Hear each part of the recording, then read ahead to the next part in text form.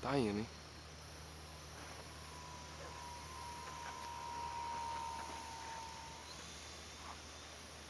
Meio da árvore. Ixi. Ó, se não tivesse motor, ela tava brava. Aproveita pra fazer cagada agora que você tá gravando. É. Agora pode. Agora é a hora, né? Agora é a hora de eu pôr o mulato pra correr. Agora é a hora de eu pôr o mulato pra correr.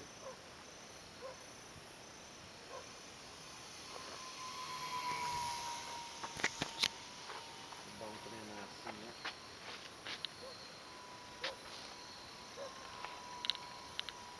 Onde vai voltar? Bom, né? Baixo, em cima. Ó o toró. Hein? Relando o asfalto agora, hein? Olha lá, ó, mulato.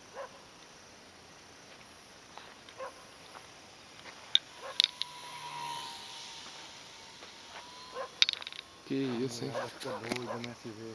Ah, pô o cachorro pra correr. Pode dar o zoom que eu vou o cachorro pra correr. O cachorro pra correr é bom demais. O cachorro pra... Ó, ó.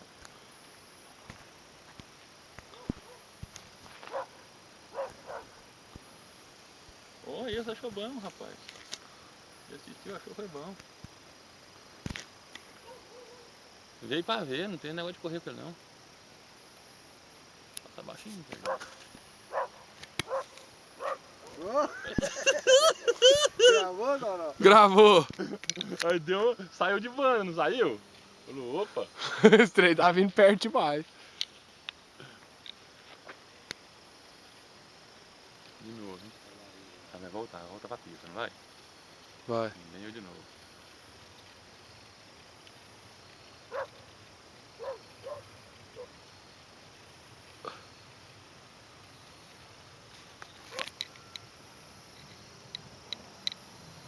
Ó o pouso, hein? Agora chegou outro. Eu dei, eu vou mesmo.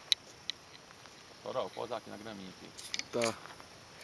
Pera aí que tá meio embaçado aqui o negócio. Não estou te... Tá bom de Aí, ficar, pode hein, vir. rapaz? Vento paradinho, né? Pode vir.